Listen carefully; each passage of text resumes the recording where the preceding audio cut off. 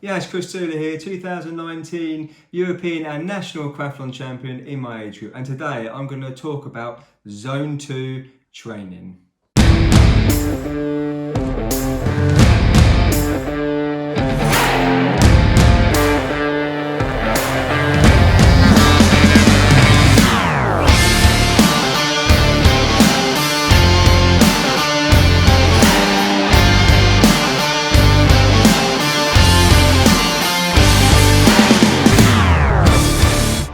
So on to Zone 2 training. I know I've talked about it in previous videos, touched on to about like heart rate training and like how like with 60% your max heart rate and like easy days and easy. But I'm going to talk a bit more about Zone 2 training because a lot of people have asked me to clarify a bit more about it. So I thought it's a big topic, a big subject, and I thought it'd be good to have another video regarding this. So with Zone 2 training, firstly, like my previous videos, you need to work out the heart rate zones for your heart rate max. Don't go by the automatic watch settings or what it calculates. You need to do a heart rate max test or know your heart rate max. So therefore you can do that, and I've mentioned it in previous videos, and then I've dropped a link in the previous videos as well, and I'll do it again in this one, that you can look at well, I've got a link and you can go in there, type in your heart rate zone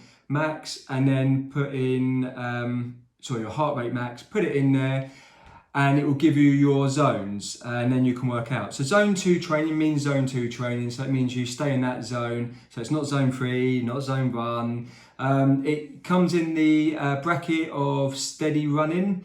The lower end may fall into easy running, but it's not moderate, it's not hard, and it's not extremely hard. So with Zone 2, it means that you feel fresh after your training, so you shouldn't feel too tired. Then if you were to run, for example, or cycle and do a moderate run, you would therefore be more, you'll be fatigued and tired after running. Maybe like what I was years ago, where I did a long run and my legs were in bits.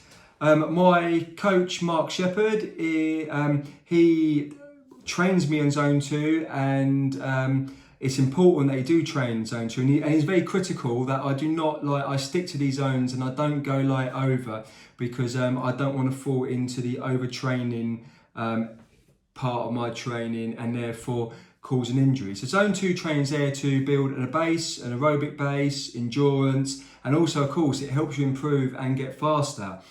Now, when you, the reason behind this theory of Zone 2 training is that if you do go too hard on your long runs, or moderate, say for example, then the problem you have is that when you go to say you do a long run and you do a 90-minute run, say 13 miles for example, and you do that on the Wednesday, and then you got a hard session on the Thursday, say speed reps, you're going to be fatigued because you've entered moderate, and also it's in dangerous grounds because you are overtraining, fatigued, tired, and can cause an injury, and the likelihood that an injury will come if you keep training that way.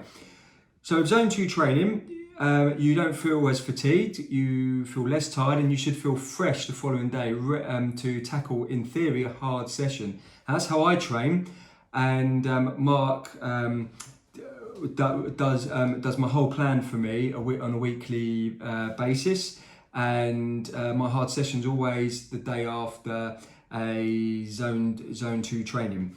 Now my hard sessions always feel fresh, and the reason why you should feel a lot fresher with these is because you should be able to target them really hard. So if you were to do bike reps, for example, you would be able to hit them harder and therefore be able to go quicker or hit the power harder. Same as the run reps. If you were to do 400 meter run reps, say if you're fatigued and you do say 1 minute 20, and then you're not fatigued and you do 1 minute 18, say off the back of a Zone 2 training, that's 2 seconds improvement. That's a massive improvement. And what happens is that you've got that muscle memory in your body as well. So that muscle memory will remember that, so you can push, it will remember to push hard like that. So zone 2 training does improve you. Not only does it improve your endurance, and endurance improves you because it will make you go faster. You'll be able to hit faster in the long term. So that's why you see a lot of cyclists go out for long bike rides, and then they can hit their sessions hard. They do well in races because they've got the endurance. So firstly, it gives you endurance and builds up a base, aerobic base. And also it learns how to, everyone's different, but it learns how to burn fat.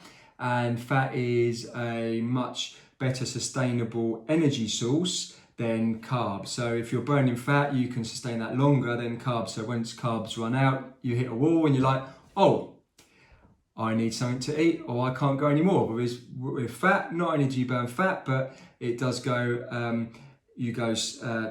it burns slower, and the energy release is longer. So that's a oversight of that. So we talked about endurance.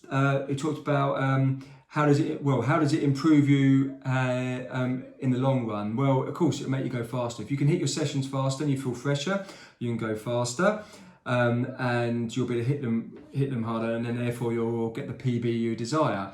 Now, also it's consistent training. So you do it consistently, you'll get consistent results, and you'll improve over time. Now, if you're training consistently and you're not getting injured as a result because you're not overtraining or going into like the biggest mistake people make in their training is they go to moderate train all the way through. So they train too hard and overtrain week in, week out, and then you see the same injuries coming back. And also another thing with zone 2 training is if you do get injured, when you do come back and you've had like a week off or 2 weeks, biggest mistake people make is that they jump straight back into their normal routine, or they say, oh, I'm going to do a 10-mile run today. That's a no-go, and they might get fixed on pace. But if you do zone 2 and you cut a few miles or just go time on your feet, and your heart rate will be a lot higher, so you have to keep it in that zone. So for example, if you get injured and you come back and your normal zones, for me, say my zones are around 135 to 145 roughly, roughly that, say that for an example, and I come back and say I'm running at 7-minute miles at that pace, and I come back after 2 weeks being injured, and I'm trying to run that pace, and I'm doing 160. I'm near my heart rate max as a result. So can you see, so you have to stick to that zone, and it will be you might have to walk, but it does improve over time. So consistent training without getting injured is the key, and this is what zone 2 training is important. Not only just builds a base, but it also keeps you, injuries to a minimal, and therefore you can go faster in the long run. So these are my tips, about zone 2 training. Would you like to hear any more about it? You can do zone 2 training for running, across the board, like running, swimming, cycling. I do it for all my training, and as I say, I go easy on easy days and hard on hard days. If you want to drop a comment or anything that we would like to see, or any more information you want to know about zone 2 training, let me know. And thanks guys for watching. Please subscribe. And the champions of this age group category, Henrietta Parasapic and Yiannis Christodoulou. Christodoulou.